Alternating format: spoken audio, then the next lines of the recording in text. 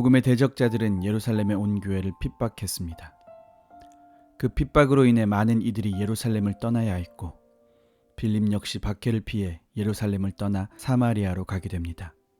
사마리아로 간 빌립은 그곳에서 귀신을 내쫓고 병자를 고치며 복음을 전파했습니다. 그의 말을 듣고 믿고 따르는 이들이 생겨났습니다.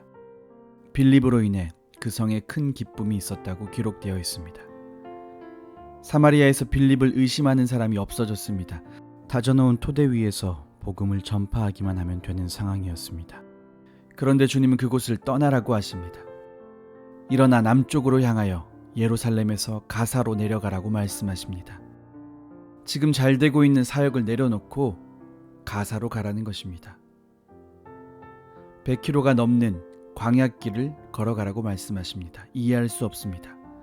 그러나 빌립은 순종하여 그 길을 걸어갑니다. 그런 그는 그곳에서 에디오피아 여왕 간다게의 모든 국고를 맡은 내시를 만나게 됩니다. 그는 예루살렘에 예배드리러 왔다가 돌아가는 길이었습니다.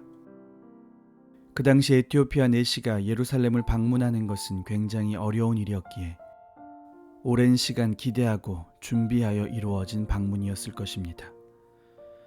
심지어 그 당시 내시는 경멸받았기에 성전 출입이 불가능하다는 것을 알았을지도 모릅니다.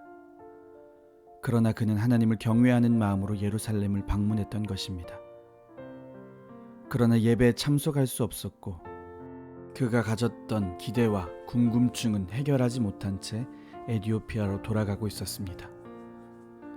성령님은 그런 에디오피아 내시를 만나게 하기 위해 빌립을 보내신 것입니다.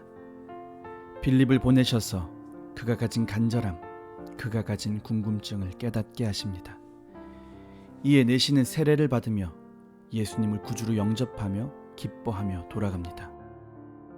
오늘 말씀을 통해 두 가지를 깨닫게 됩니다. 너무나 완벽하게 일하시는 성령님입니다. 빌립이 사마리아에서 내려오는 시간, 에디오피아 내시가 내려오는 시간, 그 모든 것을 주관하셨습니다. 또한 한 나라의 중요한 인물이 오며 단 한 대의 마차로 오지 않았을 것입니다. 여러 대의 마차 중에서 한 치의 오차도 없이 내시의 마차로 이끌어 주셨습니다.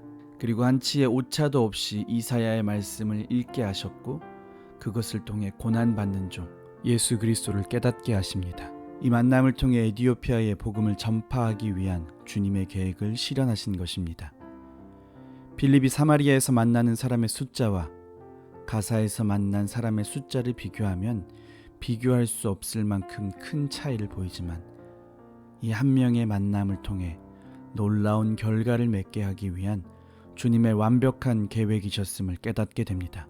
두 번째는 간절히 사모하는 자를 만나 주십니다. 에디오피아 내시는 간절한 마음으로 예루살렘에 왔음에도 극적인 경험을 하지 못하고 어쩌면 실망할 수 있는 상황이었음에도 불구하고 그는 말씀을 붙잡고 있었습니다. 그때 우리 주님은 생각하지도 않았던 시간에 생각하지도 못했던 사람을 보내주셔서 깨닫게 하십니다. 그가 간절한 마음으로 말씀을 깨닫기 원하니 빌립이 왔을 때 그를 기쁨으로 받아들인 것입니다. 빌립이 말씀을 이해하냐고 물었을 때 주류 사회에 있던 내시가 그 물음을 기분 나쁘게 여기지 않았습니다. 말씀을 사모하니 빌립의 질문이 기뻤습니다. 그에게 말씀을 알려달라고 요청했습니다. 이전까지 너무나 평범하고 주류 사이에 끼지 못했던 빌립과 왕궁에서 일하던 내시의 차이도 무색하게 된 것입니다. 우리가 말씀 앞에 간절하지 못하고 겸손하지 않으면 주님을 만날 수 없습니다. 에디오피아 내시처럼 간절한 마음으로 예루살렘을 사모하며 힘든 과정을 거쳐 그곳을 방문하고 그리고 끝까지 말씀을 붙잡고 나아갈 때 주님은 빌립을 보내셔서 그 삶에 참 기쁨을 허락하여 주셨습니다. 우리도 내시처럼 간절한 마음으로 또 겸손한 마음으로 내 삶의 실질적인 헌신을 행하며 말씀을 붙잡고 나아갈 때 주님은 우리에게 찾아오시고 깨닫게 하시며 참 기쁨을 허락하게 하실 것입니다.